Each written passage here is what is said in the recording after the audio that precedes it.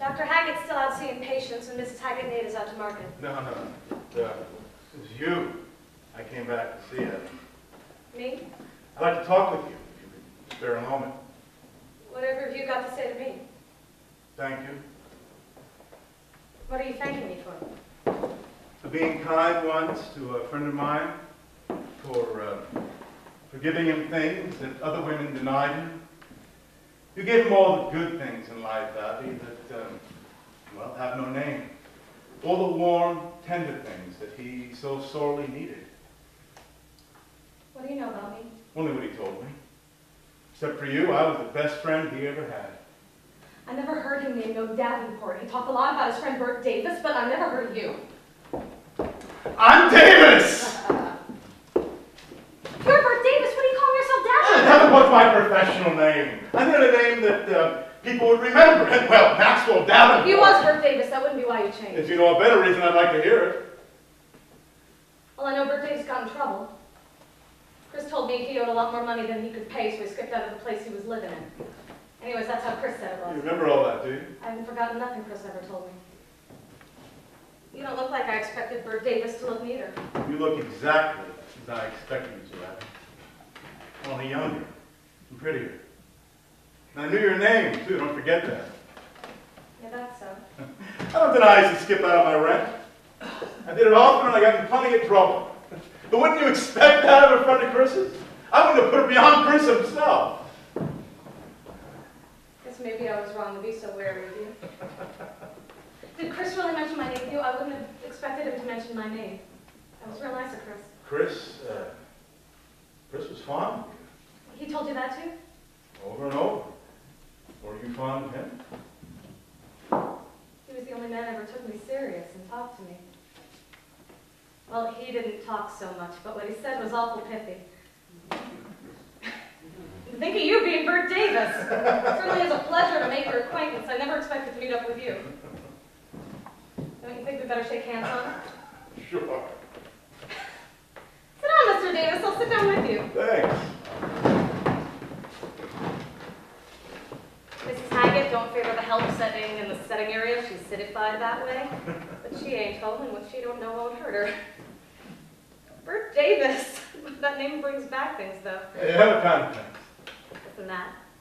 You know, Chris wrote to me that you were the only one that ever liked his painting, or even got what he was after.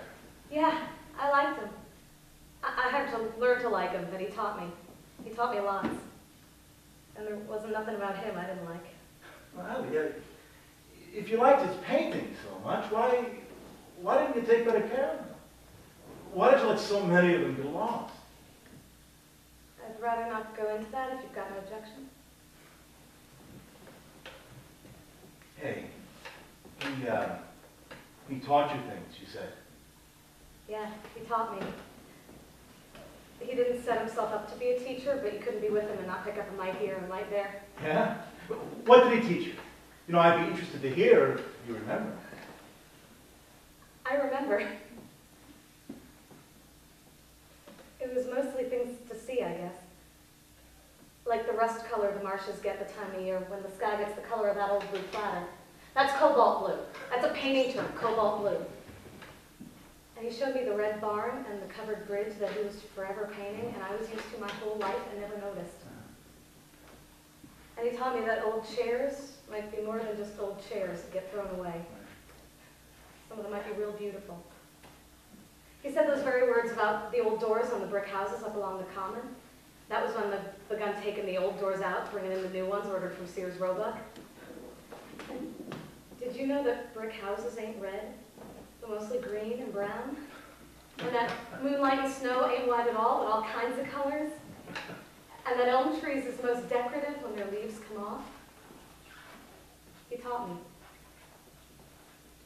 He taught me that a man can get drunk and not be no different, only just more so. And that everybody's got more good qualities in them than bad. He taught me lots. And I ain't never forgotten none of it. I lived over and over that time he spent here. Over and over it, ever since he died. Did he leave you much to remember him by? I was thinking of more substantial things. Substantial in what way? You're right there, Abby. Our memories are the most substantial things we have. They are the only things that no one can ever take from us. Still, there are other kinds. Souvenirs. I wonder if you're right about memories, though. I know nobody can't take them away from us, but what happens to them when we leave the place the memories belong in? Don't they kind of get left behind? I've been kind of worried about that question lately. Yeah? Why have you? Because I'm leaving, Mr. Davis. I'm going to Chicago this afternoon. My brother's wife died and left him with 4 little children, and I got to go. It's the will of God, and I don't want to go one bit. The Haggets, they think that's on their account. Abby, I shouldn't worry. You will carry your memories with you wherever you go. But I won't see the covered bridge no more. Nor the brick houses, nor the hill pasture, nor anything. The places you like to paint. I used to take him hot coffee while he was painting. Right, and you knitted a sweater for him once. He wrote you about that sweater? Abby, you must know that he would have written me everything. Everything about me? I was his closest friend.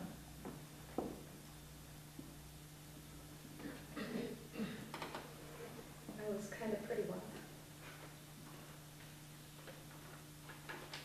You don't need to explain.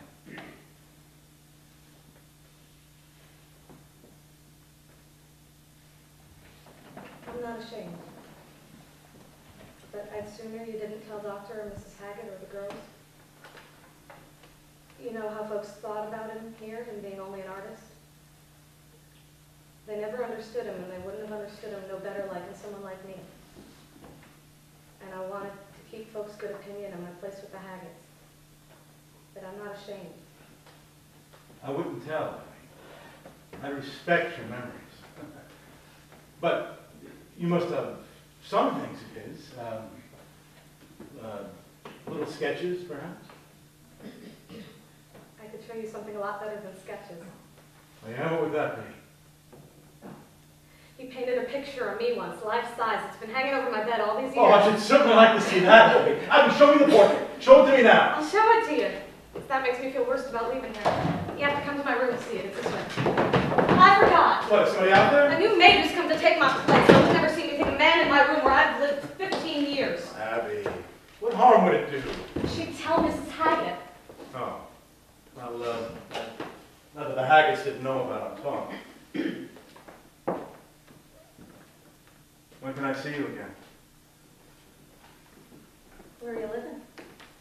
At the hotel. Will you come down to see me? I'll come around after dinner. Great.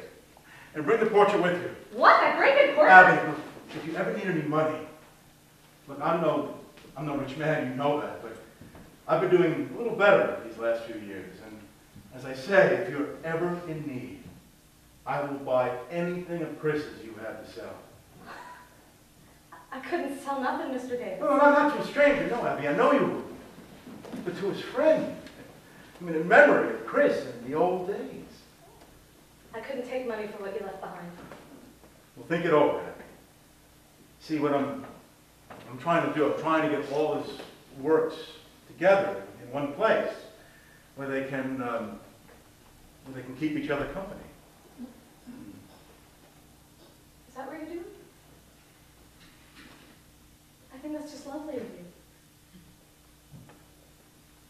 I couldn't sell you nothing, but I might give you... What, the portrait? No, I didn't mean that. I'd have to think awful hard before I turned it Of course you would, Abby. But Abby was best friend. If it was anyone on earth but you. Here comes Mama through the kitchen. Abby, counting on you. Yeah, get along if you don't want them to see you. Mr. Davis, don't tell no one what you know about Chris and me.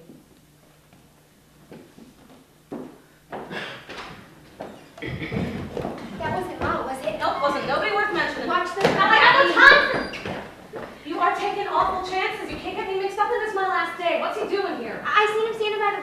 I seen you wave. What is it you wanted? What are you doing hanging around our barn, Warren? It'll just be a terrible row. I had something to tell her. Oh, what is it, Warren?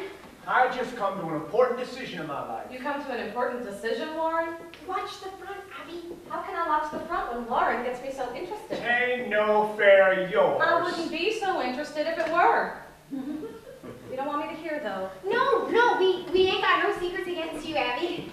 What is it, Warren? Harold Sherman's been after me to sell my stock in business so as he can have all the contracting around here. He only wants to pay me $500. Oh.